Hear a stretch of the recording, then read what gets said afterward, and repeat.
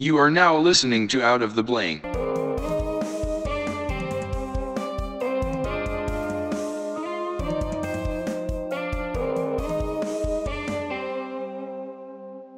Welcome to another episode of Out of the Blank podcast. I'm here with Chris, Nava, is that how you say it? Yeah, Chris. And Junior. Yep. Okay, so how many are you, Junior, or are you My father is basically sir. I mean, his name is Cristobal Nava Martinez. My name was supposed to be Cristobal, but unfortunately, for a mix-up in the hospital, the lady wrote Christopher instead of Cristobal, basically translating it to English. Oh, So my name is supposed to be Cristobal, so but it's it's somebody's Christopher. fault. That's crazy. Yeah, but I'm still a junior. Yeah. But yeah, it's Christopher Nava Guzman Jr. That's a mouthful right there. Yeah. It must suck when like you get in trouble in school and they make you write your first and last name out because then it's like you have to spell it out. Because I'm Robert Robertson, so like my dad's that too, but my middle name's different from my dad's. And apparently, you have to have the same middle name or something for it to be like a junior. Yeah. I'm like, if that would be true, I'd be junior because like, there's so many of us. Yeah. But I wanted to get. So what do you do professionally, man? I'm a technician in Salisbury at Hertrick Buick GMC. Do you like? Is that something that you want to do, like in the long run? Just be kind of. Oh yeah, I mean auto I'm mechanics? interested. Been working on cars. I and know stuff we used to like I think one class we had together, that computer class. Yeah, well, Mr. Lance is Mr. Krantz. Krantz. Yeah. You were telling me about like these showing me like pictures of like engines and all this type of stuff that you were working on, and I know you did the automotive program at HVAC. Is that something you like to do in your free time too, like work on cars and stuff? What's it called? I still don't start in any projects or anything like that, but I would be interested in starting something like that, making a project, a car. Do you like, so what's the whole like enjoyment you get out of that? Because I even try like What I usually say is that the satisfaction of repairing something is what. It's the satisfaction of fixing something, and then knowing stuff. I like to know a lot of different stuff. I don't just limit myself to Buick and GMC vehicles or GM vehicles, and I go for like Mercedes, BMW, whatever I can get my hands on. Do you know Zach Elmer? Yeah, I've heard. I had him on the podcast, and he was explaining to me like he loves like Nissans and all like the riced out cars. I'm like, I'm more into muscle cars if I'm gonna, dive into that. I think the whole thing that fascinates me is the older classic like retro style body Carburetor, versions. all that stuff. I just love the bench seat. I usually help mostly my father, if I'm honest, because he has had some car projects lately. Like he had this crashed Chevy SS in '03. It was crashed. We just got a new chassis. We just cleaned it out, put undercoat on it, put new brake lines, everything. He just replaced all the gaskets in the engine and everything. There's a dude down the street, man. He's got his car covered up, and it's like a Nova or something, like a really like nice, like it's in perfect condition, and it's like old school. He's just got it covered up. I'm like, what are you doing? He's like, I look at it from time to time. So I'm like, I get that, like the older person that sits in their car and just like literally goes down memory lane. Yeah. But like we were talking about, you enjoy the engine and the aspect of that. I do like to hear the rumble, but at the same time, I'm an idiot when it comes to cars. Like I had to get my headlight replaced the other day, and I was like, people are like, you can do it yourself. You just look it up on YouTube. I was like, I can't believe I don't know how to do this. And then I'm trying to take the headlight out, and I can't get it, and I'm like, all right, so I'm just going to go to the store and ask the guy. I'm like, dude, I'm a new age millennial. Can you just teach me how to do this? He's like, yeah, I got you.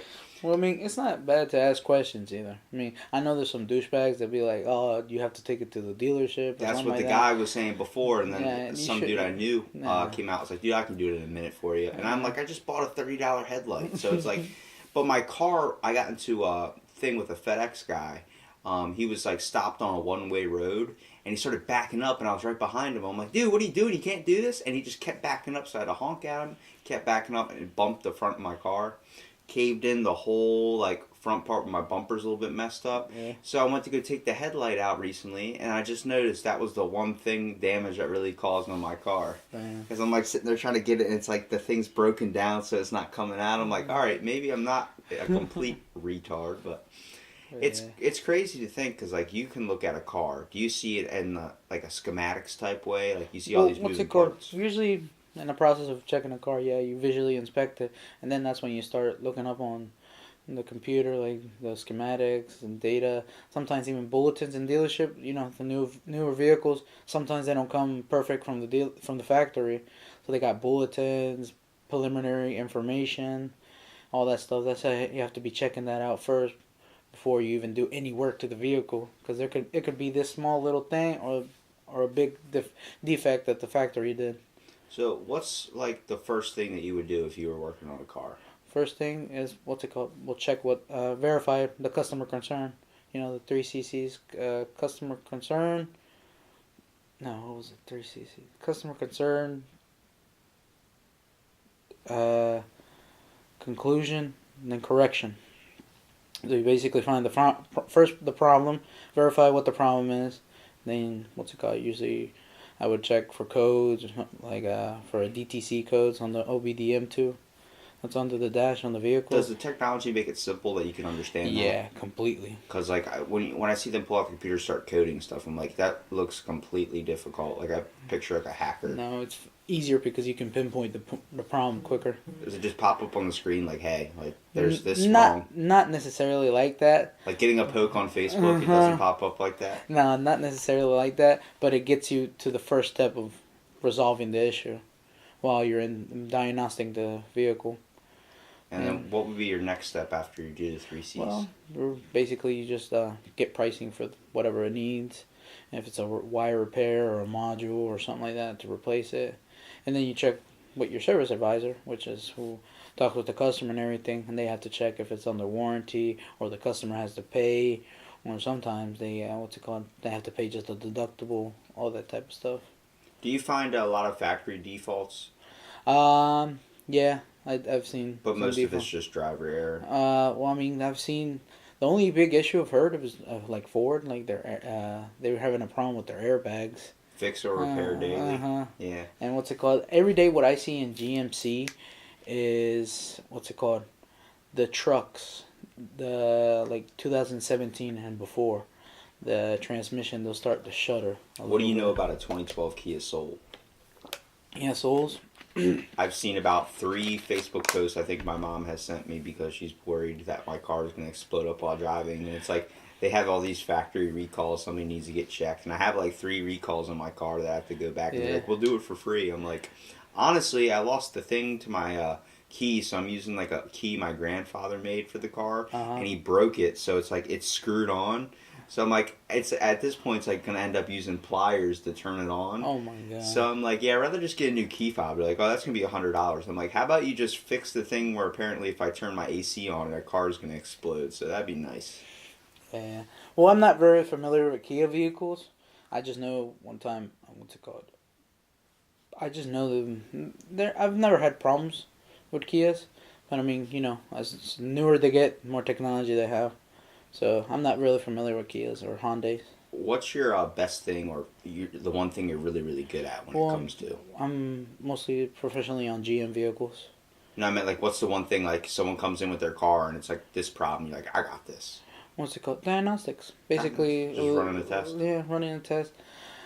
Electrical work, that's what I've been getting good onto. Like finding shorted out wires, broken modules, burned up PCMs or ECMs, different computers in the vehicle. What's it called? Do you find something that you're not so good at in the mechanic field and then try and go after it, or do you stay away from it? I feel like I've gotten a little bit hard time with mechanical issues instead of electrical issues, which is basically like finding out what a misfire is causing. Like it could be a piston or a spark plug up to the coil wire. And sometimes drivability issues, like if a vehicle starts making rattling noises, I'm having a hard time. But like I said, it's a little bit of here and there. I just gotta practice more in each one. Have you ever heard of someone needing their fuel injectors or whatever it is cleaned?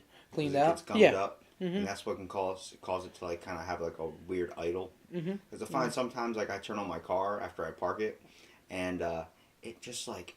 It sounds like it's idling really, really high. And then I start going, it starts giving me like a bunch, and then it starts taking it away. Like it sounds like the air is coming out. I don't know what that is. Well, yeah, it's just an induction service, basically. So, basically, they put a chemical, the additive that goes into the vehicle, and it cleans out the injectors, all your intake and everything. And then there's another, I know where I work at, there's a company called BG. And they have services for like the drivetrain, differentials, transmission, engine, and they mostly sell the fuel and air induction services, which is where you put this can that they give you and they fill it up, and all you have to do is just wait every like minute and rev up the engine so you don't burn up the cats, because of the same chemical can burn up the cat. And then while that's happening, you have another additive that's a fuel tank, which is what's cleaning the injectors, and that's a full induction service basically. You're lucky you got all this knowledge in your head compared to, like, if I wish I had that type of knowledge on my car, just so when something breaks down I'm not like completely shit out of luck. I mean, you definitely, when you get a flat tire on the road, you definitely want to be able to change it without needing to call a tow truck, and then end up saving a lot of money in the long run. Mm-hmm. So what's your worst thing that you hate working on when a car comes in? When it's interior problems, like when there's a water leak, then you have to be water hosing on everywhere. You have to check every trim tool, every trim inside the ceiling and all that stuff. Is that just someone that's picky? Yeah, but I mean, honestly, if you have a new car and you have water leaking in it, you don't want that. Well, first of all, you have a new anything. You don't want to get a scratch on it. But then once you get a scratch on it, you're like, fuck it. And then you just start tearing stuff up. Mm-hmm. Like, you notice when someone gets a brand new car, no eating in the car, then after a week, they're like, yeah, I don't get it. They're eating like a Big Mac in the front seat. I'm like, dude, there's crumbs all over you. But it's like, I keep a little trash bag in the car, just, toss some shit in there, and it starts filling up, throw it out. I can't handle people that have, like, stuff where you try and get in the car and you're stepping on cans and everything like that. I'm like, dude, how hard is it to take the can out with you? I know. I hate that too. And you should see the customers that we get that have that. You probably get some slobs. Dude, the other day we had this guy who had literally like all boxes of cigarettes everywhere. And we saw like little roaches walking around too that looked like he left food under the seat. And it was disgusting. And the worst thing about it was that what he brought it in for was that the AC wouldn't blow. So we had to clean it out. Well, actually, we called him and told him that we had to clean the car out before we can go under there. And he was like, well, I don't need to pay for that and stuff. I'm like, dude, it's your car. It's dirty. We're not going to vacuum it for free. And I guess what we ended up doing is we did vacuum just that section and cleaned off all the cigarette boxes. We just pushed it in the back, and that's it. Do you ever, like, I don't want to call you out, but do you ever, like, when someone goes and brings in your car, but do you ever, like, look through their shit a little bit? No. You don't do that? If I'm honest, yes, I do not look into anybody's stuff in there. I leave that alone. I'd be so damn curious, dude. I wouldn't take anything. I'd just be like, what is this person into? The only time I will be looking for something in their stuff is for a wheel lock, which I always tell the service advisor to remind the customer to leave it in the cup holder or wherever I can see it. Because I don't want to be looking into stuff and find something that I don't want to find. Like a double-sided dildo in my God. Granny's car. Granny, what are you doing? Yeah. That's where that thing was. Yeah. But yeah, what's it called? Like I said, I don't look around. Well, I work at a hotel. And so, like, when you go into someone's room or something, you're not, like, everything that they have is out. Like, no one really hides anything. You don't look through their drawers. You just don't do that. I mean, I'd never have the need or want to. But, like, you get to see, like, we had cheerleaders stay at our hotel recently. And all of them, like, there were so many, like, these girls are 14, like, little, like, youngins. And they're going to this convention. And, like, the parents had booze all over the place. I want to look up the statistic of which parent is the most alcoholic. Is it the mom or is it the dad? Everyone's like, it's the mom. I'm like, it might be just because, like, she's dealing with a 12-year-old trying to win. It's like trying to put your kid in a beauty pageant at the age of 12, dude. But, well, I mean, I'm straight up in their fridge or something because, you got to clean the fridge out, too. Mm-hmm. And it's like, they'll leave beer. I mean, I saw a 12-pack of freaking Bud Light next to a 12-pack of High Seas. I'm like, I hope the High Seas are for the cheerleaders. But it's like, it's crazy to think, like, they have that stuff out right in front of their daughters. I mean, vodka bottles. And then recently we had priests stay. Like a bunch of priests and ministers and stuff. Dude, they were so clean. One bed. They stayed like 2 to a room. It was one bed. But like, barely any towels used, barely anything used, barely any trash. The cleanest rooms possible. And then one priest, I mean, I guess it was a bunch of nuns and then a priest. Like there was just like one minister guy. And had the most amount of scotch and vodka bottles in his trash can. I'm like, yo, he's surrounded by all this pussy, and he can't bang it, so that's the whole thing. He's getting drunk in that room.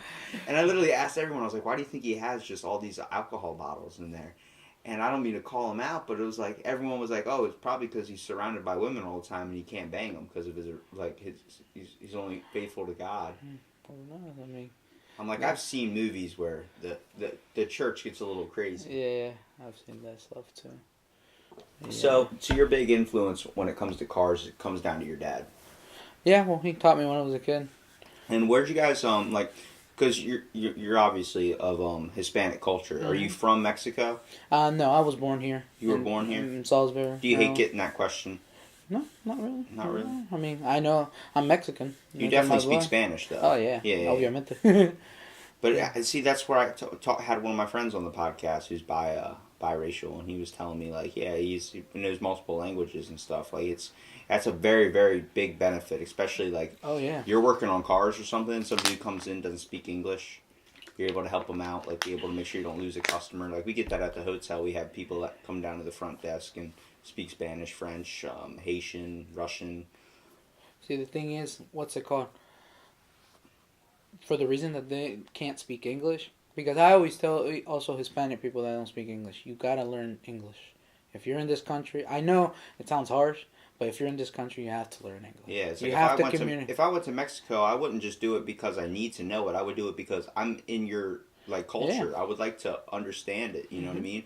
I'm open to like I work with a bunch of Latina housekeepers, like, you know, and I know they talk shit in Spanish, dude. I mean, you can't tell me that some white dude comes into a store or something, you're sitting there and you see him and then you start speaking a bunch of stuff in Spanish, you're not talking shit on him. Yeah. But I mean, like, they're, like, I could tell because this woman was going off, like, ranting about a bunch of stuff, and then all you hear is Robbie, and then you hear a bunch of Spanish words after that. I'm like, hold the phone. What'd you just say? Like, you can't disguise Robbie in Spanish, so it's like, it's my name, so they're obviously talking about me, and then they go, oh yeah, and then, like, smile at me and give me the I don't understand English nod. I'm like, I've worked with you for 2 years now, I know for a fact you understand me. But, like, we had the other day, I had to stand up for one of them, because some dude accused a lady of stealing. And I went up there, I was like, what are you doing, man? And he's like, yo, someone needs to get up here that speaks English. And I'm like, I know that housekeeper speaks English. I've had conversations with her before. It might not be very good, but I've had conversations before. They've basically become part of like a family to me because I think now they're very accepting to me in my second year. I'm the only white kid on housekeeping. You'll see that at a lot of hotels. It's either like African Americans or you're dealing with like Hispanic people. It's there's not really any white people on staff. So I'm the only white guy, so I don't have a group to click in. Like you notice the African American people or blacks, whatever, hang out with each other, and the Mexicans hang out with each other, and it's like I just come in like, hey, I'm Robbie, what's up, like. You know, and then I'm like, I always like, you know, can I get a hug after I help them out after a long day? And they go, okay, because they're all older, like women, so they hug me. And, you know, they treat me like a son in a way. And it's like, it's nice to see that vibe and kind of see that smile on their face and see that, you know, not just language, but also just emotions and how some nice, like a certain act you can do can really cross boundaries no matter race or anything like that. Yeah. And see, like, what's it called? There's a lot of customers that show up to the dealership and they don't speak English, but they want to get work done on their car. And they always call me, or they always call one of the salesmen who speaks Spanish. And they always ask them, like, what do they want and everything. And also for sales, too. Like, they're Hispanic people that I know. They got money in their pocket because they got all that construction work or landscaping. And they want to buy a truck and get a good price, but they can't speak English. And I'm like, well... That's why sometimes it's good that there's a Hispanic salesman, but also they have to learn a little bit of English. Yeah, I mean, it's like if you went to a country and you end up living there, you need to learn that language for sure. But I feel like, do you think they're just irresistant to change, or do you feel like they just don't have the time? It's not even the time, because how is it that I was born here, 20 years later, I can speak English? My father... You were raised around it. Though. Yeah, I know, I understand that. But what's it called? Even myself, for Spanish, it's hard. But I was able to learn how to write it, speak it, and read it. So. Well, you had that influence with your family. Mm-hmm. So, like, if I'm influenced. Like if I had a couple family members that were of a different culture and spoke a different language, I would end up learning it too because they would probably use it. Especially if your parents are trying to teach you English and Spanish, they're going to use Spanish words around the house, but teach you English, and you'll learn it in school as well. So you're able to kind of, that's what seems most kids that are born here. They go to school, learn English, and then at home their parents speak Spanish. Yeah. Your parents get upset when you speak English around the house? Do you only speak Spanish? Yeah. My father does get a little upset. I mean, he understands it now, but he does get a little upset when we were kids, mostly. Because he had to learn it? No, because he wouldn't understand what we're saying. Does he know English? Oh, yeah, he knows English now. But I'm saying when we were little. He didn't know back then? Not much. Oh, so you could yell at him in English and he wouldn't know. Yeah, but he would just sense the tone and be like, say something in Spanish. Are you yelling at me or something? Yeah. And my mother, surprisingly, she had to learn English because she was a resident, and right now, last year, she got her citizenship. Oh, congratulations! So she became a citizen, and now she's fully citizen. Now we're working on my father to get his residency, so he can stay here more too, and probably work up his credit too and everything. Where are they from? They're from Mexico. They're from Mexico. Mm-hmm. Simple, just Honduras. Any place like that? No, just Mexico. My father's from a place called Veracruz. It's like the east coast of Mexico almost. Is there different sides of Mexico, like how we have east, west coast here? Well, yeah, you got the border, east coast, west coast too. Because a lot of people say it's like very dangerous down there, but I'm like, why does every kid my age taking a vacation down there for college or something? Because they go to the tourist places like Cancun. They stay away from the bad areas. Yeah. The stuff but just let me them circle the half the map that you don't want to go on. Go to Ciudad Juarez, like the border. That's where it's dangerous at, because you got all those drug trafficking, not human trafficking, but like people jumping the border and all that stuff. But mostly that is not done a lot because it's dangerous. It's really dangerous. And then what they call the coyotes that help them cross over, they charge too expensive now. Oh, I know those guys. Yeah, they they tax you over, like kind of like hidden in a way. Yeah, they're always getting searched all the time for drugs and also like illegal immigrants and stuff. Now that word, illegal immigrants. I'm not trying to stick on the whole basis of race, but since your family's from there and your dad doesn't have citizenship yet, do you feel like, hey, like, what's your opinion on that? Like stopping kids and families from moving over from a less fortunate company, because not a company but a country, because you have to think you guys got a different roll of the dice than we did. The way I see how everybody prospers economy wise is the way we found where we are now, like where we turned and made a foundation and made a country and made like a self-established economy and everything like that is all based on our luck of where we started at. Africa, all they have is gold and diamonds. You can't eat gold and diamonds, so they're all starving over there. We have a lot of food, we have fertile land. They have nothing but deserts and freaking mud, and it's like same thing with Mexico. There's sand. Yeah, there's lush places in certain areas, but if you notice, they're not thriving as well because they don't have a good amount of resources. It's like the Middle East. They got deserts.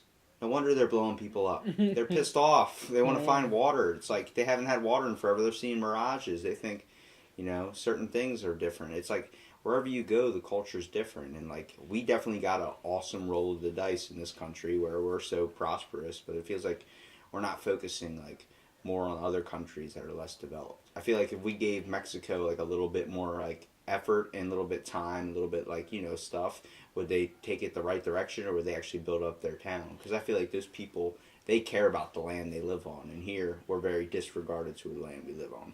Well, what's it called? In Mexico, they just had their new president elected, and that guy is doing a lot of changes. Good. Because they were stealing the gas.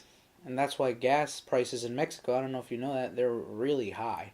Like it was getting to the point where they didn't even want to drive a car. They preferred to just walk to work. But he started putting laws in about that. They used to have tubes that would go under directly the gas stations. They cut that shit off. Now there's tanks only that deliver a certain amount, and once it's done, they just go get a certain amount and later. And I don't know if you heard about the pipeline that blew up. That got a lot of Mexicans running out of the pipeline off on fire. Jesus. Yeah, they all got on fire. You could see people running off. Are they still alive? A lot of people died.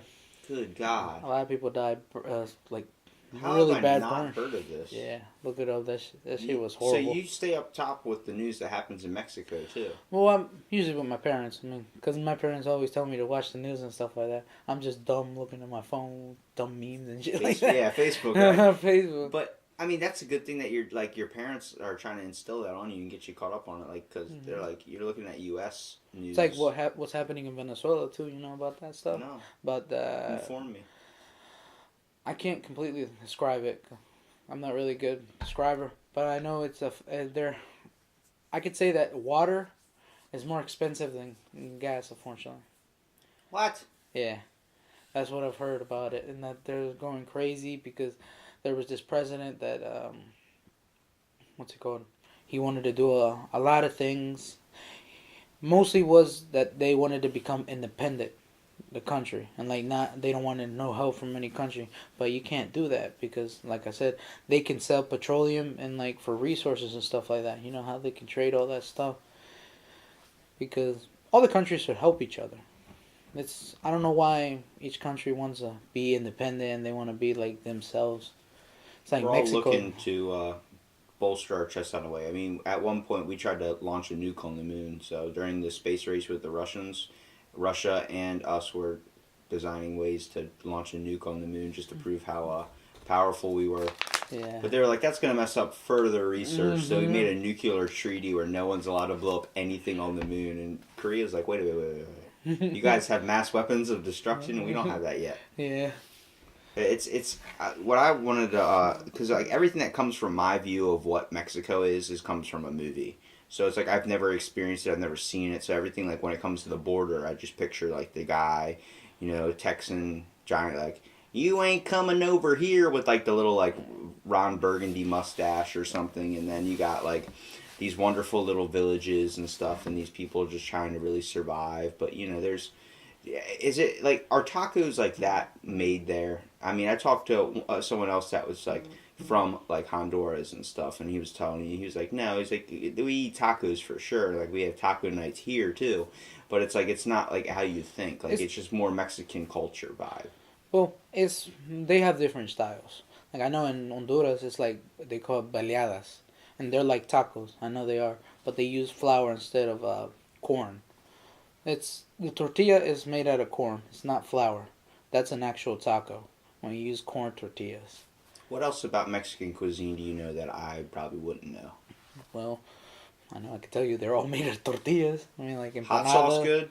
Hot sauce? Oh yeah, that's I always dump that shit on everything, so I need to know. It's always hot sauce. That's what I grew up with my parents too. They like everything spicy and all that stuff. Yeah. I wasn't really a big fan, but once I started trying it, I mean, little by little, like I see my little brothers when they were 5, he would chew on a fucking jalapeno. He was just I do that. bite I eat it. ghost peppers, dude. My buddy's like, you're nuts. Like I eat them right off. Like I can't do that. Oh, dude, I love that.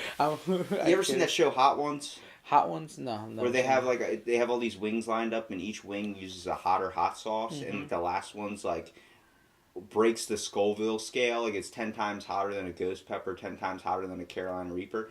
I was dumping that on like everything I was eating, dude. The only bad part was that my shits were awful. It felt like everything was getting burned out of me, like a PB&J Uncrustable from like 3rd grade came out. Oh my god. But like it's the same thing. Like I just love spicy foods. I love sour foods, and it's like I remember a couple of Mexican housekeepers. You'd be like, "Man, are you part Mexican or something? You like a lot of spicy food?" And then one of the Indian ladies like, "Nah, he must be an Indian because he likes." Oh yeah, Indians are crazy with spicy food. All Dude, like curry sauce and shit like that. My 4th podcast that I did was with this girl. Her name's Drew. She's from Bollywood, Guyana, and you know what Bollywood is? No. It's like, you know how we have Hollywood? Yeah. They have a thing down there, same sign, everything says Bollywood. And Bollywood. they literally have every single movie we have, but produced in India. Indian. Yeah. But she was telling me like her dad grows these peppers out in the hot sun, and they're freaking. She let me try this curry like paste, like powder that her dad makes. I tried it. She's like, "You're only gonna want a teaspoon." I did a spoonful, dude. I was eating that thing out of the jar. She's like, "You must be like from India or something." I'm like, I love all that stuff, man. I'm so inspired. Like, you taste someone else's culture. What's your favorite like cultural food that your family makes a lot? Don't say tacos. No, it's what's it called? I like tortas. You ever heard of what a torta is? Turtle? Torta. It's not a turtle. It's It's, it's like it's a Mexican sandwich. I like tortas. What is it? Explain it. It's like bread. You got mayonnaise, beans, steak, ham. This one they call it la torta cubana. It's steak, ham, sausage, queso Oaxaca, which is like a stretchy cheese type, and lettuce, tomato, jalapenos, and Dude, one of my bread. favorite aisles in the grocery store besides produce is the Hispanic aisle. Yeah. Dude, I'm telling you, man. You guys have that was that one cereal with the elephant on it. It's called Choco Crisps. Choco Crispies. Yeah. What are those little cookie things? Like little Oreos? Manzanas? Damn, what are they called? Maritza. You know what I'm talking about, though, Yeah, right? I know what you're talking about. I swear to God, every single Mexican I've ever met has had one of those at one point of their life. Like at the hotel, it's not even being racist. It's the whole fact. Like they put them in the fridge and they save them for lunch. I'm like, I don't even see these in the store. Now you see them everywhere. Those and those taki things, those little hot french. What are those, dude? Those are hot. They're just spicy chips. I mean, it's just a little spice that they use. It's like I don't know if you ever use like a powder, like Takis or something like that. It's like that. It's just that. It's just that they make it more spicier. Does your family cook more Mexican style food than American style food? Yeah. You guys don't really go on the basis of having like, what's an American dinner? Is that like a Taco Thursday for us or Taco Tuesday? Tacos. Well, no, I mean usually my father likes a lot. He likes a lot seafood, because in Veracruz, since they live on the East Coast, they catch a lot of fish and crabs and stuff like that. So he likes mariscadas, caldos de marisco, which is a soup of seafood, all that stuff. I know. On Sundays, we always go to a lady up in Dagsboro. Her name is Doña Leo. And she always makes all this banging ass food. Like, she makes picadas. They're like tortillas. With salsa and cheese and onion. And sometimes if you want steak, she'll slap a steak on it. You know how everyone, like, what I really don't like about Ocean City is how everything is really popularized and, like, really, like, everything's, like, trying to sell it to you. And it's so, like, everything's mainstream. Mm-hmm. I'm not saying I would like to be a hipster and be like, I'm not mainstream, bro. But, like, Smoker's Pit. I prefer, if you go down to Dagsboro, if you start heading that way, there's that black barbecue place right there. You know what I'm talking about? Is it on 610? Yeah, it's like as soon as you're leaving, like that, basically like not even 5 minutes away from Ocean Pines. Mm-hmm. You're heading down that way. Yeah, it's right there on the side. You always smell them cooking ribs or something like that. Dude, I stop there and get ribs and stuff, man. They're so nice to me. They like stock my plate up. You want some cornbread? Yeah, I want some cornbread. Toss that on there, seriously. You know, put some sauce on there. Like they load you up, and at Smokers, you're getting like very, very small portions. They don't give a shit about you. But I feel like the best place, like when you go to a restaurant, you want to feel like family, man. Yeah. Mom and pop shops, basically. Yeah. What I really hate is when someone goes, I want authentic Mexican food. And then they go to like the La Haciera and they sit down and it's like, the only reason you call this place authentic Mexican is because there's a Mexican guy who's your waiter. Like, it's not authentic Mexican at all. I've been to a Mexican grocery store. They have one near the Food Line in, that way, near Selbyville. Yeah. They have. Yeah. I walked in there. Now they all gave me dirty looks and stuff, but who gives a shit? I was looking around like I've never seen fresh peppers and the cooking peppers in a bag. I was like, they have a whole aisle of Mexican candy I've never heard of before. I'm like, I'm a fucking kid experiencing Walmart for the first time. Oh my god! It's amazing to see that. And then they had a little restaurant inside the place for you to get like a deli sandwich, but the deli sandwich was all like Mexican-based cuisines.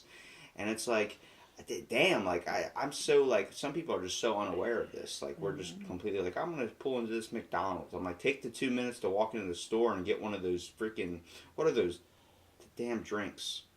Jalapeno, Jarritos? Jarritos. Those things are banging, dude. Mm-hmm. Oh my god, what is made of that? I mean, it's a soda. Mexican-style soda. But it only comes in, like, 2 flavors. Oh, 2 flavors. Wait, so it's like lime and orange. Lime and orange. I'm trying to think.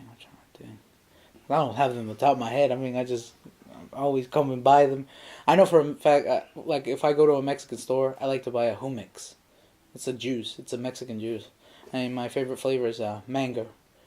And it's so weird because I would drink it as a juice. Does it come in like a juice box container? They come in a juice box container. I've seen them at Walmart, yeah. Mm-hmm. But what's it called? They also come in cans.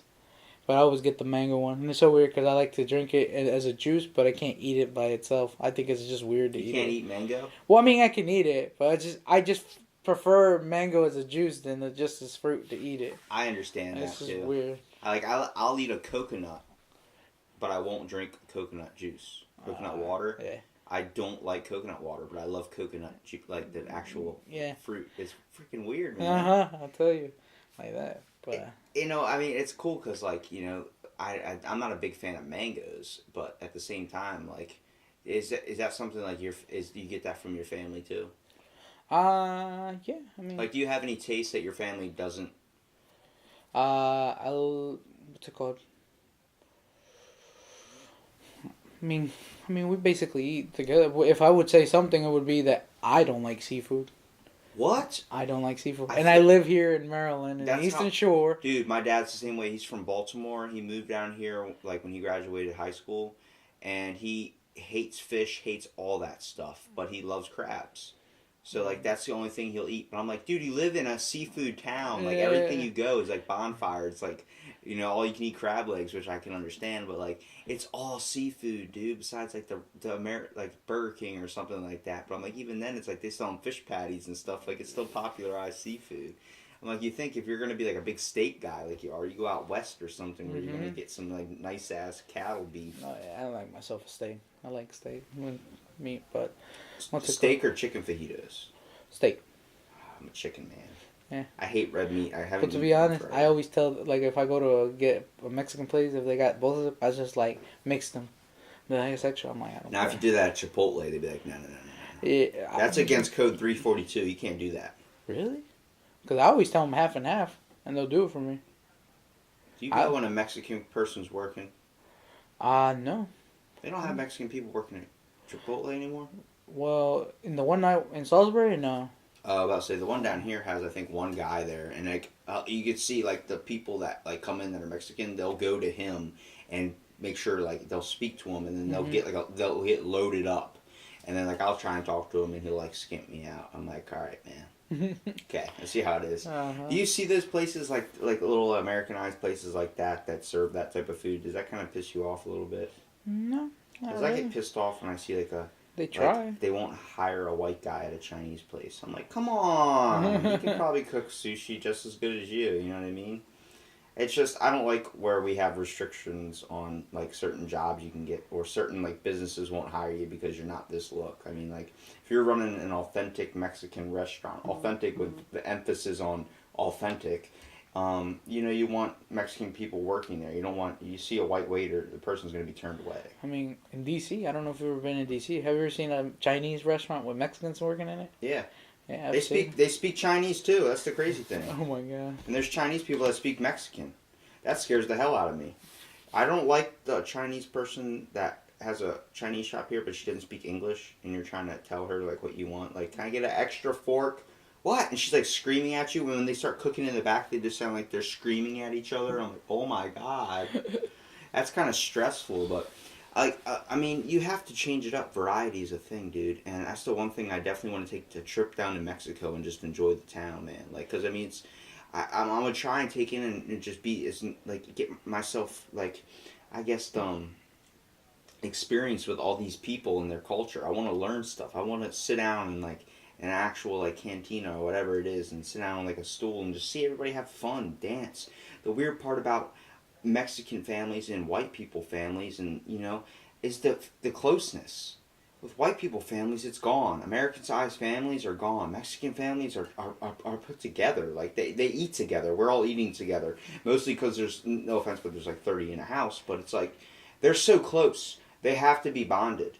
When you come here, I'm not close to my grandparents. I've talked to so many people that have, like, Mexican heritage and everything, and they're telling me, like, oh, I know all my family, and I'm friends with my cousins, like my third cousins, fourth cousin. Like, I don't even know who the hell my third cousin is. Like, it's crazy to think that, like, I don't even see my grandparents, and they live down the street. It's like I don't even get that time, and that's not me being selfish. It's just how American families have turned out. Like, it's if you weren't from somewhere else and your family doesn't know any other culture that's like that, then you just grow up distant. and then it's a bad thing to have. So like where you say it kind of sucks you can't do anything or something like that because then your family's gonna find out, like, you know, someone's gonna tell on you, one of your cousins or something. Oh, But it's yeah. like there's always those good moments you have. Like, do you celebrate on any Mexican holidays?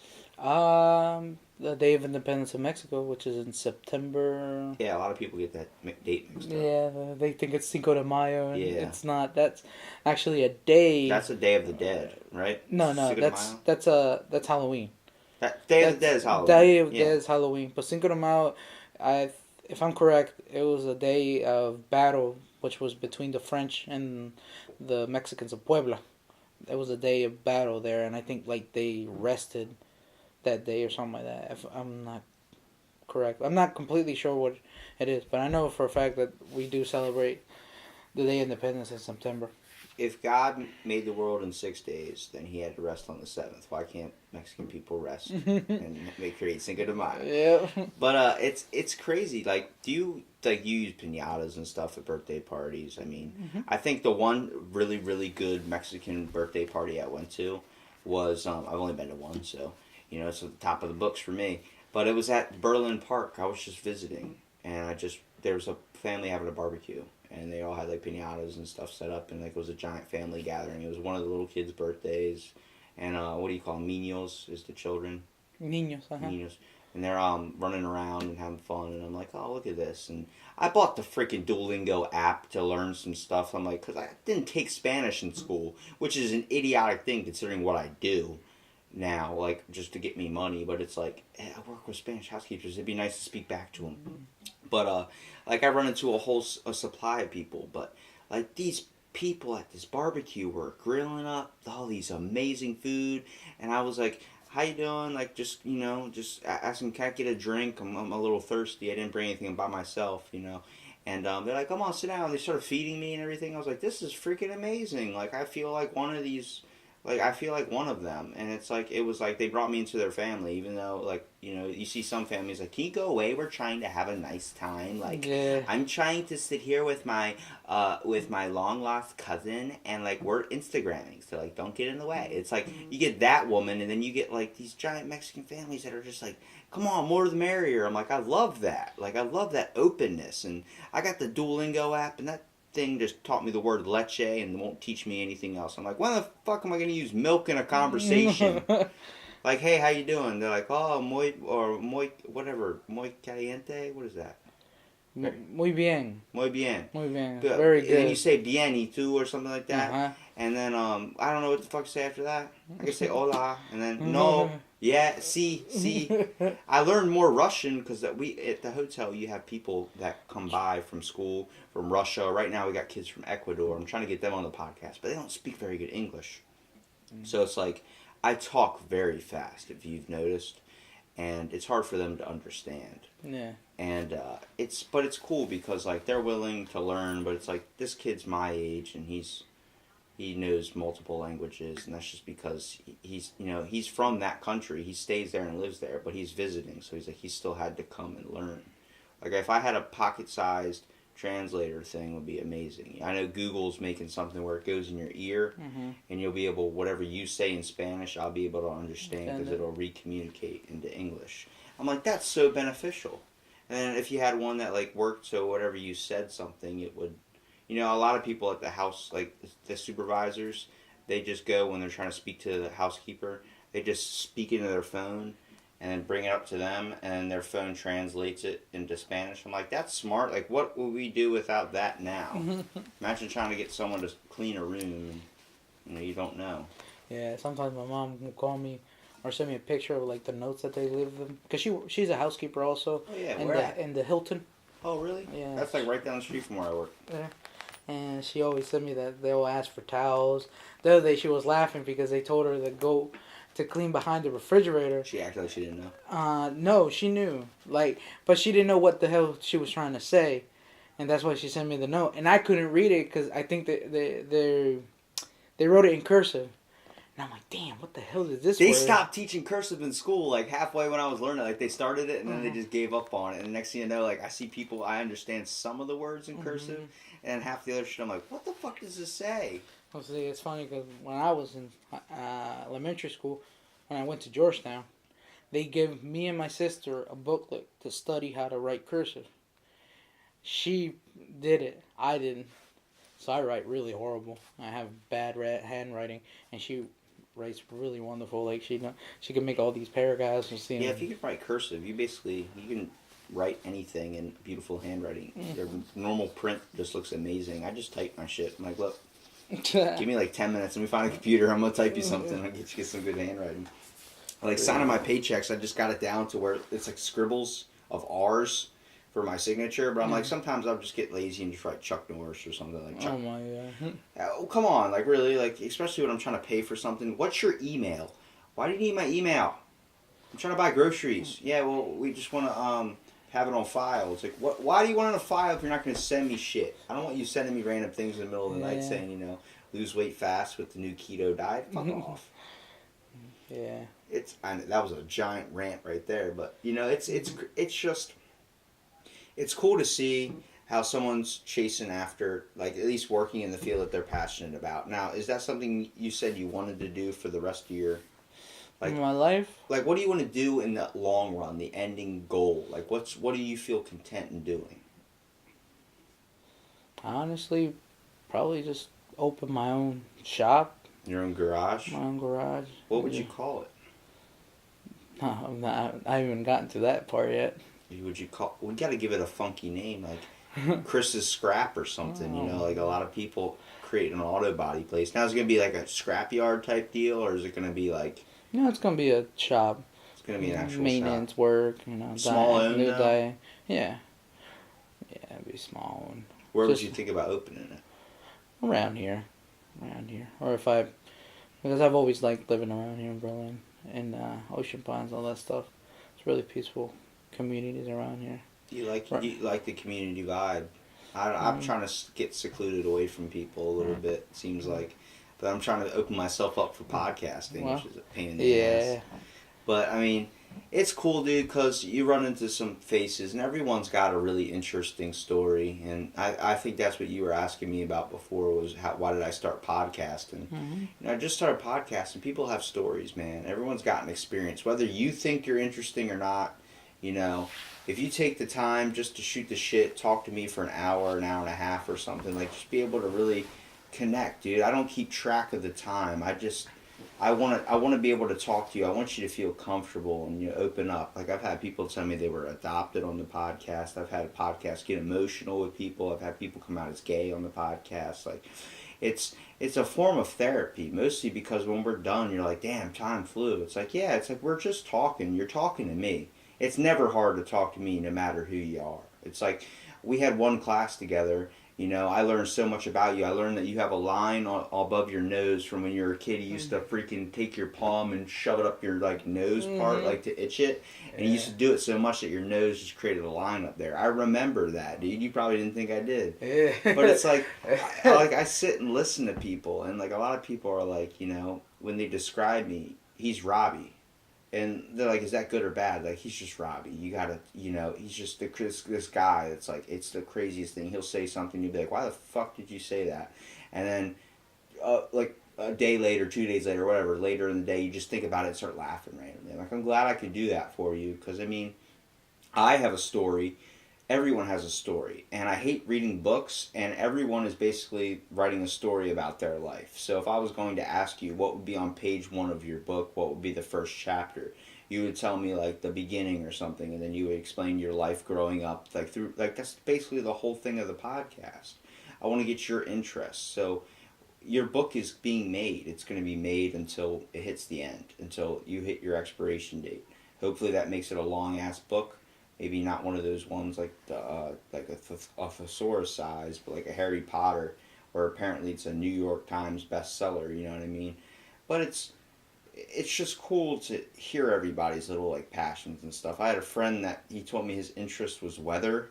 I had a friend that told me his interest was space. I'm like, this is shit I need to start looking into, like, and you're telling me your passion is to open up your own garage one day, and it's like, What would you call it? I mean, I want to ask you all the questions. I know you've had the thoughts before. If you thought about opening up a business, you've definitely came across a name at one point. You've definitely came across a style you're gonna provide to the people. Or you're gonna work, especially on detailing. You're gonna work especially on something like you say you hate working with interiors. So I'm guessing you're not gonna be the guy that's cleaning the inside of people's cars, but more working on the outside. Mm-hmm. So there's obviously going to be lifts in your shop. Like, I go down into the rabbit hole when someone tells me their idea. I like to see your face light up and start smiling. Like, holy shit. Like, someone's actually interested in me. I'm like that with everybody. If you have people out there, friends, family, whoever, and you think they would be interested in just being on it, be like, you're just talking to a guy. Like, explain it to them. I want to interview everyone. Doesn't matter if you're just some random hobo on the street. I even thought about pissing off my neighbors on his nice day off today. Just walking over, hey man, you want a podcast? He's like, what the fuck's a podcast? I'm 80 years old, man. I'm waiting to die right now. I'm like, well, before you die, tell me about your book you're writing. You know, it's... Yeah. It's cool. And I believe it's definitely needed out there because there's going to be someone that hears your little tale and they'll be like, message me down the line, like, hey, when are you going to have Chris on again? I'm like, okay, I'll send him a message and see if he wants to come by again. And then if you send me a message or I just feel like talking to you again, you know, I'll send you one. I try and space it out between when I have people on. I've only, like, today was just like a day, like, where I was like, I've been asking for a while. And it's like, I ask a lot, and it's like, a lot of people are like, I don't know. Because, I mean, it's hard to do. You have to go to someone's house, and especially someone that you don't know or you don't talk to. And that's the main thing. Like, my recorder's mobile, so I can take it to you, too. So if you don't feel comfortable, you know, going in there. And I always said once I hit 100 episodes, I was going to have, video where people can see us and get our, like, vibes and stuff. But I feel like more people are comfortable just with the audio for now. Yeah. Because, like, you don't want to feel like you have to dress up in a certain way and... Either way, you're like, oh, I don't care what I look like. It's like, yeah, you do. You're gonna spray a little deodorant on you and walk in there. You know, you're gonna try and freshen up. Yeah. Well, it's a mouthful. Awesome. It's a mouthful. Yeah. It's definitely a challenge, man. But I find myself just like I said, interested in stuff, and I'm thinking of a name right now for your auto mechanic shop. Well, I've thought about it. I mean, what is it? Come on, tell me. Nava Auto Shop. Nava Auto Shop. That's Nava, a good one. Just normal. Nava because I've used most of my life that last name. I love my father's part of his family. And my mother's family, I also love her, but they're too religious. You don't like the religious aspect? Yeah, they're too religious. Because it's not like I'm saying that I don't like God or anything like that. I'm Catholic. I believe in God. I believe in Una Virgencita Guadalupe. And I don't know what that is. She's they call her the Virgin of Guadalupe. Okay. There's a whole different thing about her. But like I have articles printed out over here about Mexican cuisine, different things like El Chupacabra. El Chupacabra. Did your parents threaten you with that? Yeah, a little bit. Yeah, they did that, yeah. Actually, what they used to use a lot on me was Chucky. Chucky? The child's play doll? Yeah. Really? I got a huge, and I still have a little phobia of dolls. I do too because I used to have a little Chucky doll, and then I watched the movie when I was really little. I threw that thing out, dude. I couldn't have it anymore. Yeah, I couldn't handle that. What's it called? I always think they're looking at me. There's too many dolls that do that. Yeah, they look like they're looking at you. Like you walk into the store, you see those freaking Cabbage Patch or those little whatever. I'm like, I want to punch every single one of them in the box right now. Yeah, I always tell that thing. I'm like, dude, don't look at me, stop. Yeah, and sometimes I go because there's a friend of my father who used to live in Salisbury, but he lives in Georgetown now. And he has 2 little girls, and they love me a lot. And also their little brother, they love me a lot because I'm always cool with them. My brothers aren't cool with them, but I always I enjoy the presence of little kids. They're really cool with me.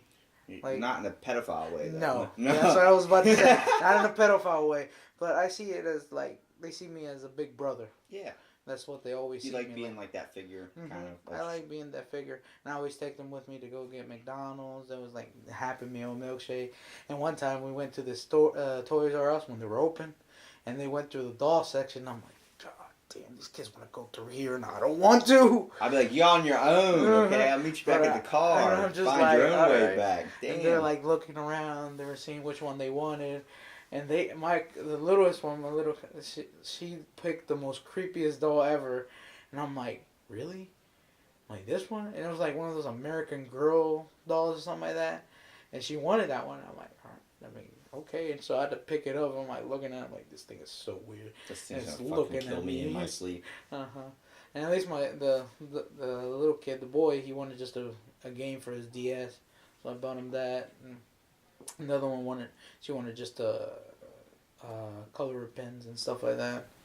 And went on a day. Do you have a preference on, I think that's what you're about to get to, but do you have a preference on how many kids you want?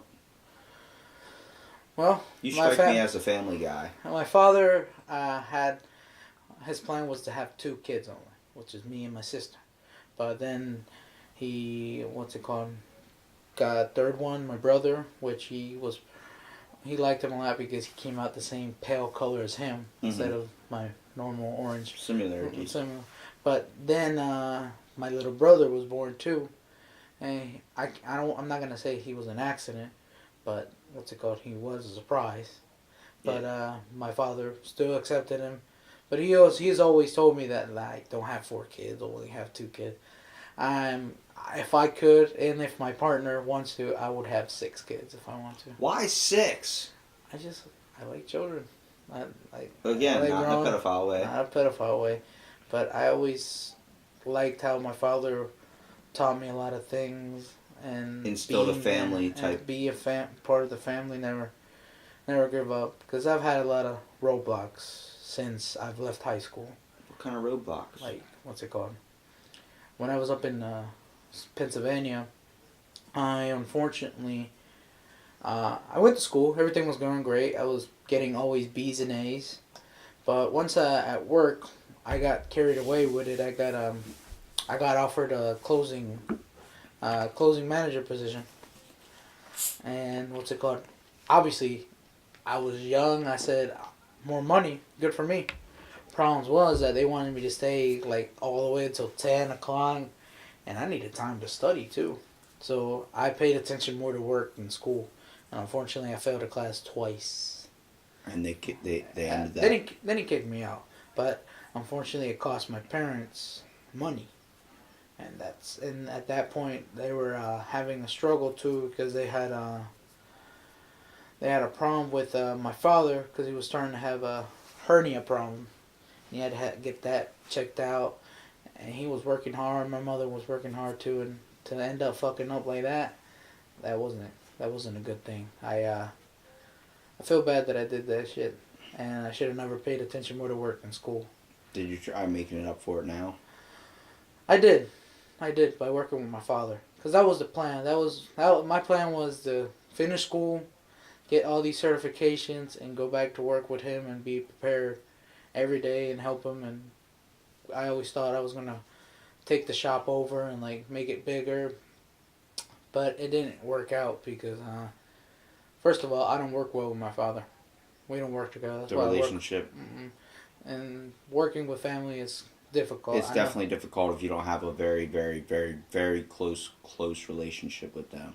If you have any type of attitude, trust me, I know my family's not very close either, but we have certain people like in our family that click together better than other certain people. Like if you're going to choose to live with one of them, you choose to live with that person. Usually it's a sibling because, you guys are around the same age group kind of, so you're kind of doing the same things, getting into the same problems, but like, some relationships, like just their personalities don't click. Yeah. And well, me and my father, the last time we were working together, I left and I told him, how about we stay as father and son instead of co-workers? So okay. And I know I left and I left him all alone with the other guy who helps him. I mean, at least he had a helper. And there was someone else who was going to help him, but unfortunately he got a better job. I'm like, all right, it's no biggie. But even after all that we had a bad relationship working together, I still help him out every afternoon. Right now with the move, that he had to move to a new place, new shop too. He moving from Berlin to Williamsville right now. And right now he got all the shops set up and the lifts and everything right now.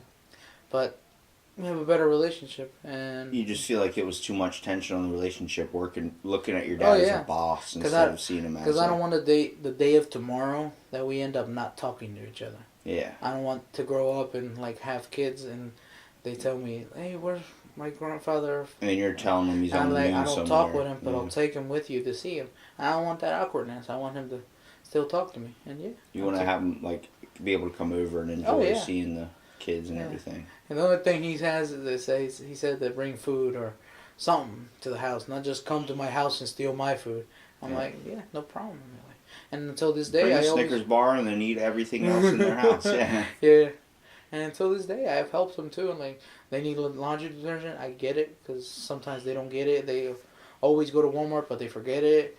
If they need the car fixed, like they haven't done the oil change, I'll do it real quick for them. I help them out with little things, like the little thing. He needs help to move stuff. I help him. He needs help with a car. That's where I get my money. When he needs help with a diagnostic, and I do it, and I win my money there. And he just, and I get clients too. I get my own clients too. I got people that tell me like, Chris, can you check my car? It's doing this, and if they need just brakes or oil change, I just go to my father. And that's good because you're giving him business at the same time. You're also, when you help him out and you get paid and he pays you for doing it, you're doing it as his son and doing it as like a helper, not really as someone that works for him and is under his company name and everything. So you're able to still not feel like you're being bossed around or being controlled by your own dad in the way, which is going to put any tension on a relationship. You in a restaurant with somebody, if you work with your family, it's you got to have a very, very, your personalities have to click 24/7. You have to be like identical twins or the business is not going to run right. And is that just the only other roadblock besides just school and work? Well, after, like I said, when I got out of school, I went to school and everything, and did I graduate? Thank God I graduated over there. But I could see in my father that he was a little disappointed because you could see all the like perfect attendance and like this student completed this program and stuff like that. And I'm like, well, I mean, at least I graduated. Yeah, right. But not the way I planned to graduate it. Like basically I could have done better. Yeah. I could have done better. But I am kind of redeeming myself because right now my job that I'm working for, Hertrick, as a technician, they introduced me to a program called the Mentor Program. So basically, the technician who's been there for I think he's been there for 30 plus years. And he even chose me. He told me, because they asked him, do you want to be part of the Mentor Program as the mentor? He's like, yeah, sure. And he's like, who do you think would be a good candidate? His first thought was me. I'm like, all right. Because he was telling me, I see you that you work every day. You are actually here to work. You're a hard worker. You're a hard worker. You're not just on your phone and messing around. You came here to work. I'm like, yep. And he taught me everything. He's taught me how to check circuits in the vehicle. He's taught me shortcuts too, like how to know if this is the problem. Check this, and then you'll know that it's this problem. Like step by step. He's also introduced me how to use the computer, which is the diagnostic machine, all that stuff. He's taught me all that. Drivability issues too. We go for a test drive, and he'll tell me like, listen for this, feel this. Like, if it's on the steering wheel, it's most likely the front end. If you feel it on the pedal, it's mostly at the rear end. Stuff like that. And I already have completed 1 year. And that program is 5 years. And Damn. I had to sign a contract for it, but hey, they gave me more pay. Again, I got more pay. You're the freaking Hispanic Leonardo da Vinci, bro. That's crazy because like you're not too good at schoolwork, but you're really good at working, like being able to do stuff. And I still have to do kind of type of schoolwork. Yeah. I gotta go to classes. But you're more of a hands-on guy. Yeah, I understand. I mean, that's how I am too. I'm not very. I'm like overnight trying to do the training, and I'm like falling asleep. Yeah, like if it was put out in front of you, I give you a bunch of blocks and said match them in the right spots. You'd be like, yeah, I can do this stuff. But when it comes to like sitting in front of a computer typing up something, it's like this is more like brain work. I want to work with, working with your hands in the mechanic field. You're still working with your brain. It takes a lot. But it flows a lot better when you're a hands-on worker. You have stuff that you can move around and get to. It's like putting a puzzle together. You know, once you start off with the 100-piece puzzle, you're upgrading to the 200, to the 300, and the next thing you know, you're working on the 1,000 puzzle, and then something ridiculous where it's like, I'm missing pieces for sure. There's pieces missing. Like, I'm gonna have to come back and finish this like in a week from now or something. Like it's stuff like that. But it's crazy to think that, you know, your mind works in a completely different way than most people, where they just look at their car and they're like, what is this? Just start dumping windshield wiper fluid all over the engine. Like, is this working? Is that how I put it in? Like, no, you're like, no. I can hear, you know, when you probably get it all the time, you turn your car on and you hear something not running right, you be like, all right, what's that? You're troubleshooting constantly, probably in your head. Yeah, well, that's the thing. Also, I'm always troubleshooting. But see, what's it called? Like I said, I've never limited myself to a GM vehicle or anything else, but sometimes you do require help. Like this weekend, I went to DC, where my buddy lives at. He worked for 3 years at Mercedes-Benz. He's not a complete master of it, but he knows. And because he works on it every day. So when I went up to him, because I was having a problem with my car, that the battery was dying. And I did all the 9 non-stick tests, same way as I did it on the GM vehicle, but it was still draining the battery. So when I took it to him, and I told him about like the symptoms and everything, and I told him about this button, that's the SOS, which is like an emergency roadside assistant thing. He told me, does that turn on sometimes? I'm like, yeah. It's like, disconnected. So I disconnected it, and we checked it again. That was the fucking problem. He knew already what the problem was. He even also told me that I could go to Mercedes-Benz, and they'll give me a new ABS module, which is like the anti-lock brake system. It's not called ABS, but it's a different name. It's Sensitronic brake system. I went there just today. I left it off in the morning. They changed it already. No charge. They even fucking vacuumed and washed my car. I was so happy about it. I'm like, and the brake light was gone and everything. Because I had a brake light on. And I was like, why the fuck is it on? And I'm like, I'm trying to figure out what the hell. And like I said, because I know a certain area, and that guy also knows another certain area. You just came across the problem before. Yeah. So it's like, it's the stuff you come across and have experience in. Someone else is going to have a completely different experience. It's like, this is a trade job, so you're constantly learning. You're never going to stop learning. And it's just like HVAC. You know, everybody's got different experience. Some people can troubleshoot this a lot better, so they're going to put that on. Like, they would pick you at GMC for a certain problem or something. Like, hey, like, this is what Chris is really good at. I'm going to throw him at that, because he can obviously get the job done as fast as possible and get it done correctly and get this person out of our way, so we have a clearer book for bigger business. And that's, like I said, where I'm telling you, everybody has an interesting story, an interesting experience. You've experienced definitely a whole side of the world that I haven't, or a whole side of life I have not. And, you know, it seems like it's a never-ending flipping coin, dude. And I do have to ask you, if you have any Mexican currency at home, bring me something. I have a freaking, what is it? It's right here. Check that out. Oh, it's a peso. It's a peso, a $5 peso. Yep. I got a Chinese coin too, and I got a Canadian coin because I go to Coinstar and some bastard, I think it's a quarter, some bastard gave me a damn loony or toonie, whatever they're called in Canada. I'm like, damn, I'm like, but it's so cool to see them. Yeah. I'm like, I'm just obsessed with like, my father does that too. He collects money, especially dollar bills, basically. Yeah, that's what I'm saying. If you got like I don't want to steal your money from you, but like I'll pay you American money if that's all I got. But I'll bring it to you. It's the whole idea that this peso, it's a $5 coin, and the guy has freaking sunglasses in the photo. He's wearing sunglasses. Oh my god! Like, that's baller status, man. That actually brings to the question, like, Pablo Escobar. He from Mexico? No, he's Colombian. He's from Colombian? Alright, so that's not in the Mexican. No. Well, I was going to ask you, what are your thoughts on Pablo Escobar? Oh, that motherfucker's crazy. Really? Yeah. You think he's a bad guy? Oh, no, he's not a bad guy. But, I mean, he doesn't do good things. Yeah, that's true. I mean, most mobsters don't. But I believe, you know, he was making so much money that actually rats were eating his money.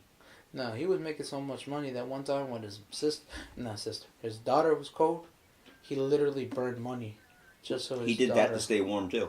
Yeah. But he was spending over $1 million something in rubber bands just to hold his money together. And then he started buying like soccer stadiums and building them for the town, like giving it all back to the people, because he wasn't doing it for the people. He was doing it because literally rats were eating his money faster than he was able to spend it. He had to dig that shit up. He had to He's probably got money buried everywhere. Yeah, and they say there's still a couple. Is he locked up now, or is he free? No, he's dead. What happened? They found him. What's it called? Country, Colombia. They found him and they shot him down. I need to turn on the news. That's been a while. I need to turn on the news. I didn't know about the California fires until like the day before it was over. I was like, shit, what? California's on fire? I was like, where have you been? Look up right now, NASA. You know what they just took a picture of? An actual black hole. Yeah, you know they found out about a white hole? A white hole? Complete opposite of a black hole. It's a white, like, you know when you see the cartoons and it's just a cartoon sitting there and there's a white background, there's like nothingness? Mm-hmm. That's a white hole. I never heard that. Have you heard what happens if someone tried to go through a black hole? Well, they say that it's faster than not even light can escape from it, so... Well, your toes, like if you went in toes first, if you went in like that, your toes, like the very tip of your toe, like the little cell up in front, would already be like a million kajillion miles away. It stretches you out like a taffy puller. Mm-hmm. So like you wouldn't live through any of that. Like anybody that would try and go through, no matter what vehicle you're in, you wouldn't survive that. It stretches you beyond means. Damn. It's crazy to think how much we barely understand about Earth, but how much we don't understand about space. That creeps me out sometimes. What, space? Yeah, like what the fuck was gonna be all? You believe there's aliens? I mean, I have so many articles and documentaries on government bases and secret programs that we've been running. But yeah, have been dealing I with do believe that there's the Roswell incident. Do you believe that? Which one is that one? The one where the UFO crashed in Roswell, New Mexico. Oh yeah, I do believe that. Yeah. I believe that shit. I believe there's. You know what that town looks like now? That town? They have a McDonald's in the shape of a UFO. They are literally all meant for the Roswell. And this is where the Roswell thing happened in 1864. It's like, what the fuck? Like, that happened so long ago, but that's all they care about. It's their tourist attraction. Same thing with Loch Ness. Nessie. Loch Ness Monster. Yeah. That's all they're obsessed about, too, over there. They all got, like, Loch Ness-sized, like, stuffed animals and shit like that all over the place. Like, this is where the Loch Ness Monster lives. I've never seen it, but it's here. Trust me. Yeah. Say, right now, so you heard, have you seen the trailer for La Llorona? Mm-mm. You know what the Llorona is? That shit's crazy. That's something scary in Mexico, that they use it also to scare kids like that. No, but, you know what the scarier than that is? El Cucuy. El Cucuy? Nah. You're crazy, yo. That ghost spirit thing, yo. Oh my god, that's way scarier than American stuff. Okay. La Llorona is about a lady. She was wife of a prince, if I'm correct, or some general something. But she had children with him, but he fell in love with someone else. So for revenge on him, she killed his three kids. She drowned them. And she dies too. And according to legend, at night you can hear her crying. If you hear her far away crying, she's close. But if you hear her closer, she's far away. She's not close to you. And you can't look at her. And you can't even touch her or anything. Is this Slender Man? Something like that. But this is actually true. Like, there's people... She usually lures, like, drunk people away from, like, wherever they're at. And, like, basically they end up, like, dead the next morning. Have you ever heard of The Woman in Black?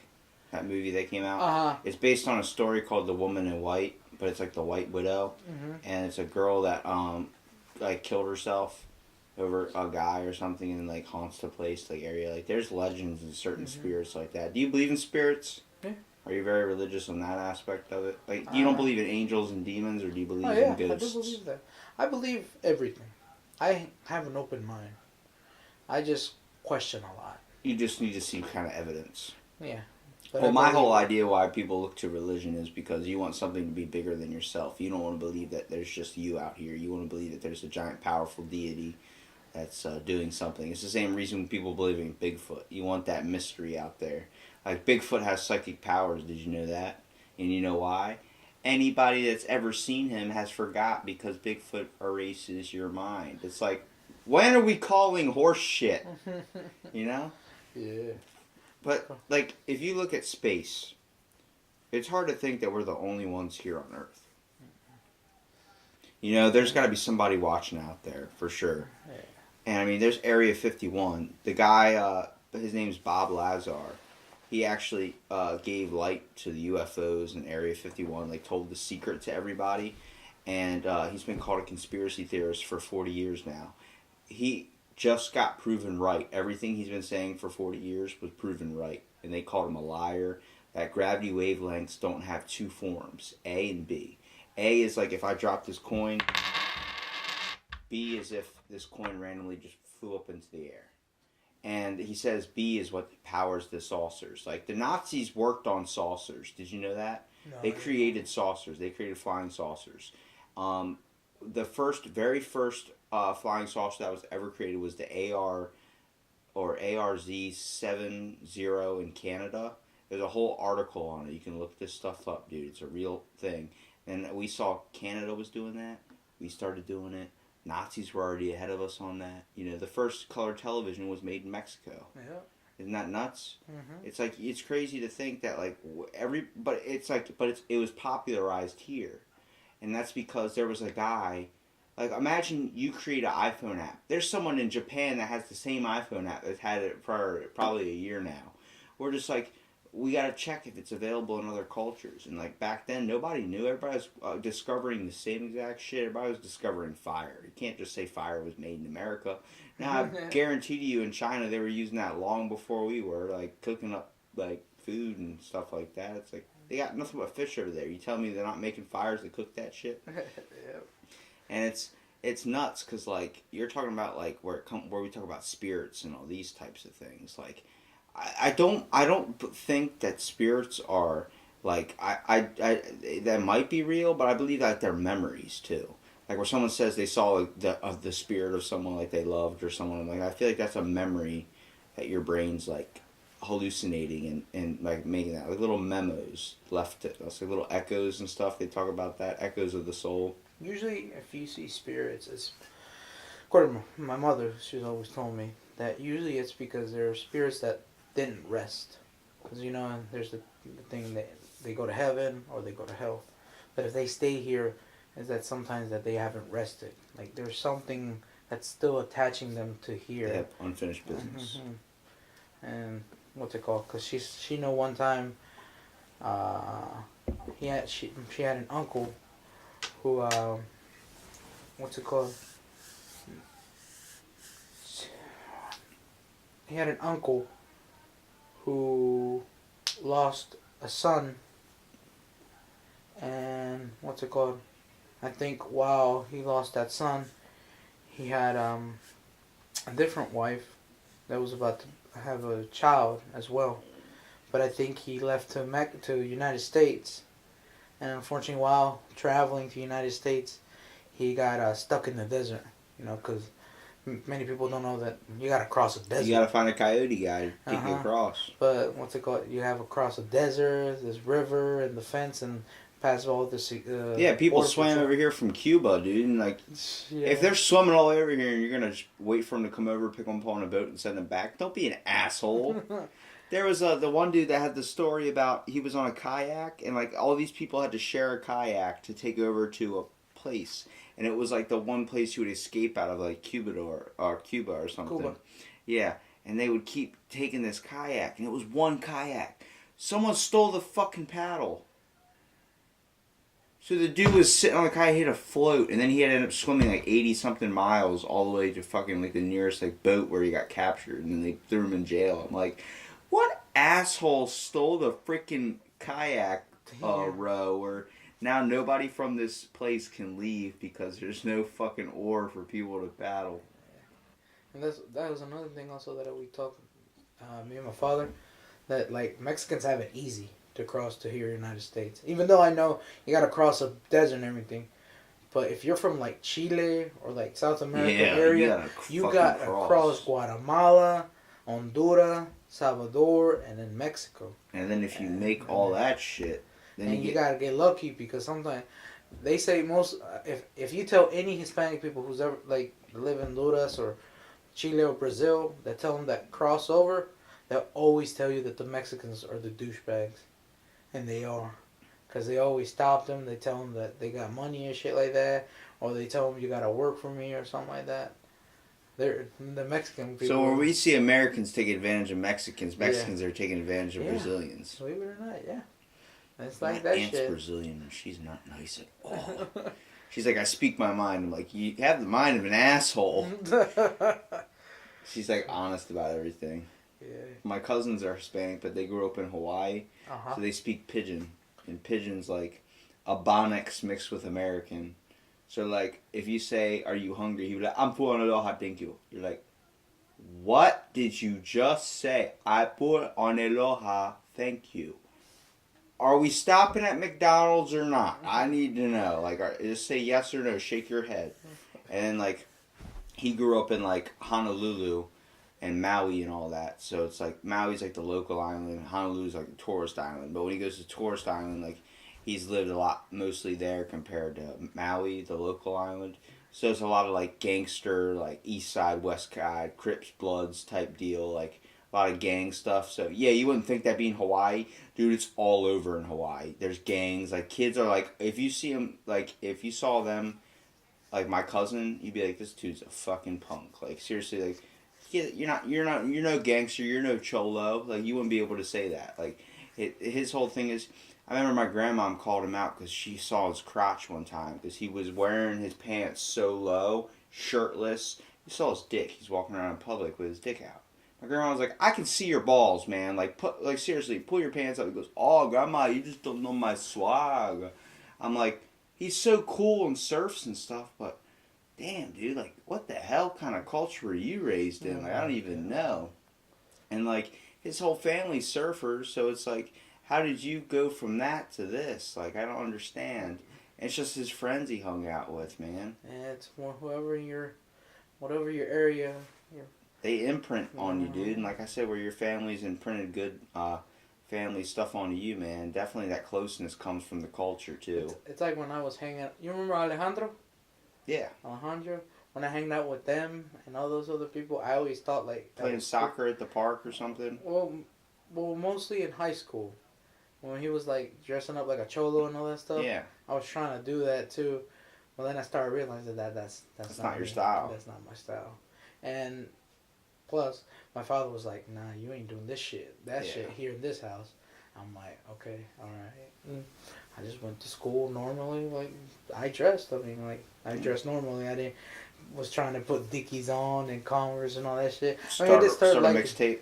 Yeah. Did you start a mixtape? Oh, no, hell no. Alright, you don't want to blow up your garage. Yeah.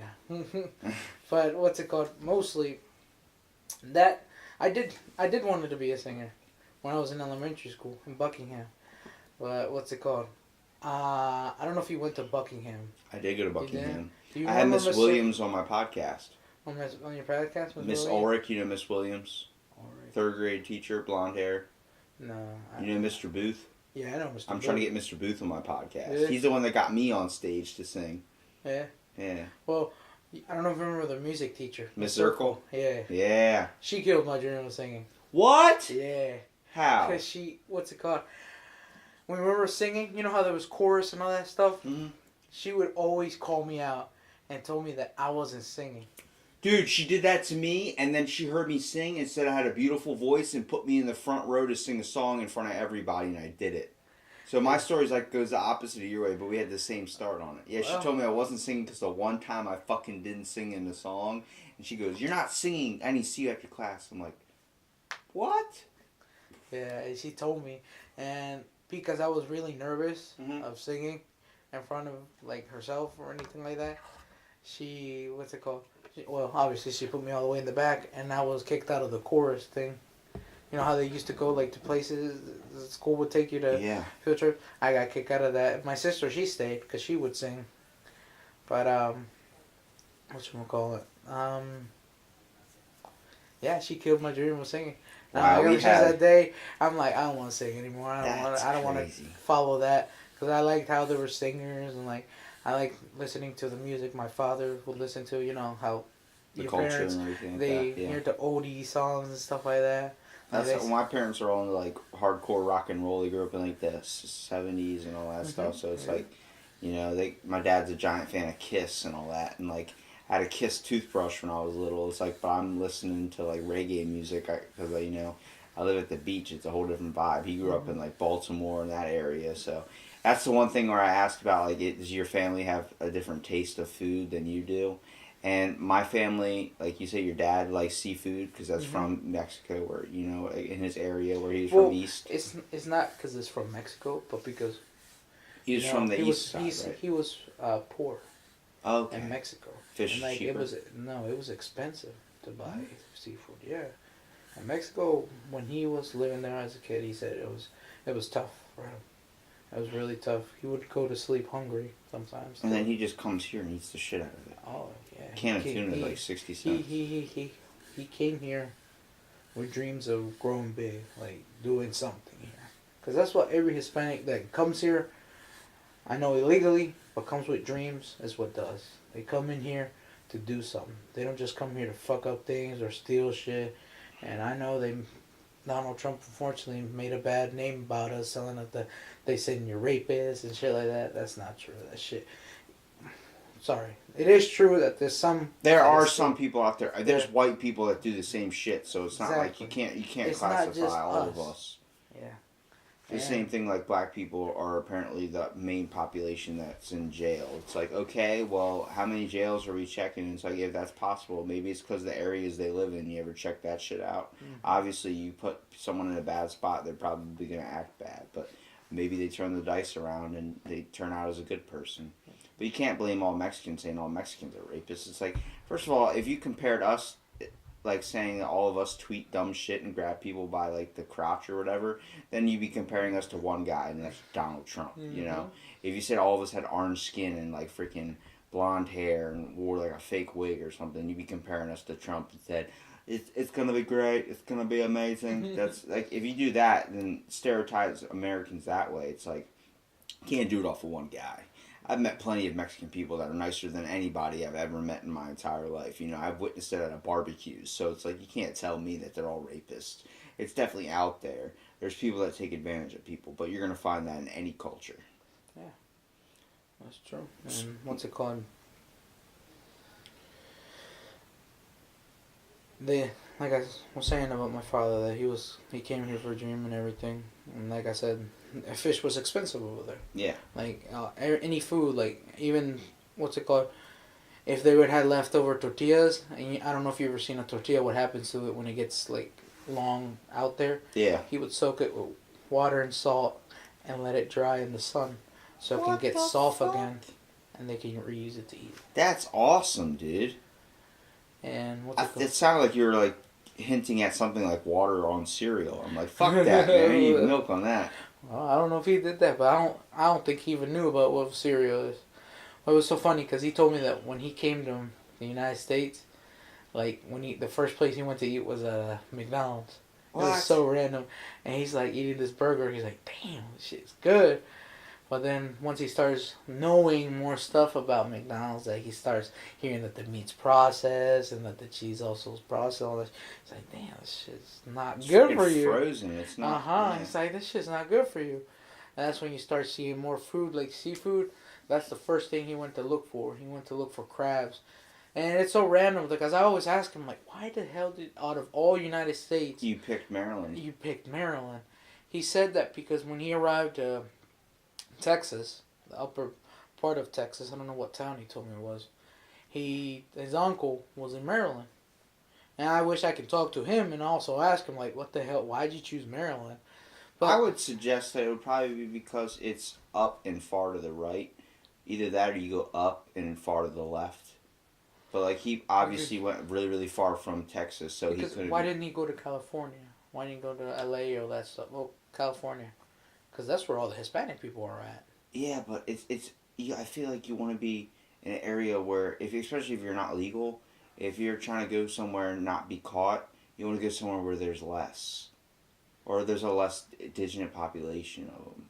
Might be like just less people in general. Because, I mean, if you think all those guys in California, yeah, you would think that'd be the spot to go because obviously they're more common there. But it's like they're probably getting carded and questioned and pulled over a lot just on the basis of like you might be an illegal. So it's like him to risk that, it would be better for him to go to somewhere that would be not as cut off or isolated like Wisconsin. I don't think you're seeing it, you know. But, you know, he should have just made it to Canada. Canada probably would have accepted him. Well, yeah. But he when he came to Maryland because my uncle of his was here, and he told him that there was good work and everything. Fortunately, when he got here, yeah, there's good work, but you need documents to work. That's the problem. So he had to work under the table. No, he worked with a fake identity. No way, he stole someone's identity. Yeah, and it's so funny because when he went to apply to Mountaineer in Sylvieville, the manager knew the guy he was using his ID. He's like, "You're not this guy." And my dad's like, "Yeah, that's me." He's like, "You're not this guy. I just saw him leave like 3 weeks ago. You're not this guy." But the dude was cool about it. Really? Thank God. Like, see that's why my father's really religious too. He's like, thank God. He's like, God is big. The guy told him, "How long do you plan on working here?" He would tell him, like, "I don't know, until you fire me." He's telling him. He's like, "Okay, all right." And so my father worked there for like, he said 4 years, until he quit because some guy was trying to tell him that he was gonna work more for less money.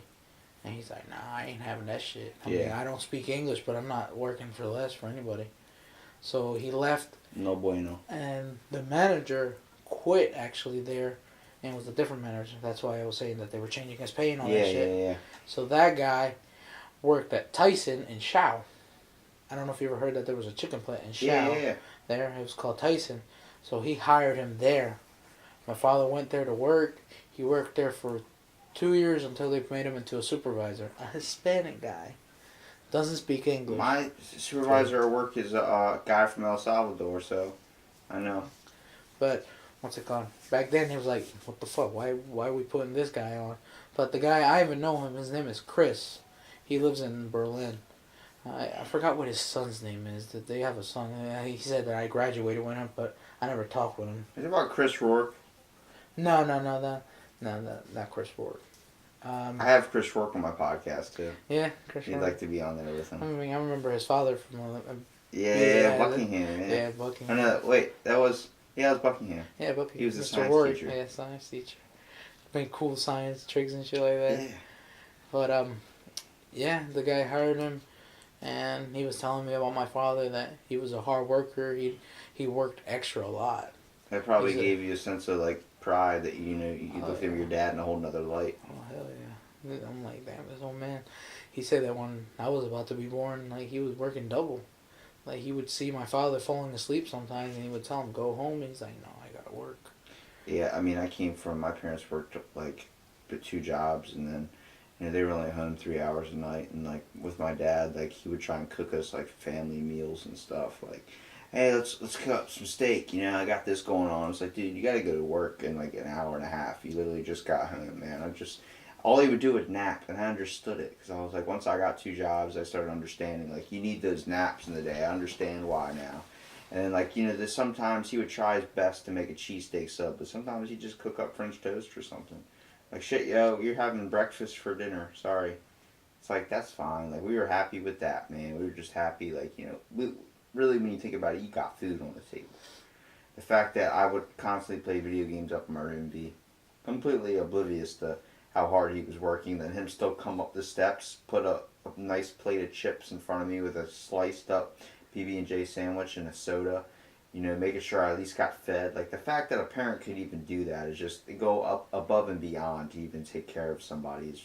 It's definitely something, especially when you have to work and, especially when you're not making much money. That's why it's probably best to get a good education. But, I'm about to graduate with my associates, and I'm like, my graduation speech is going to be one of 2 ways. The first way is going to be, I like to thank copy and paste and WikiLeaks and all that for getting me through all my essays.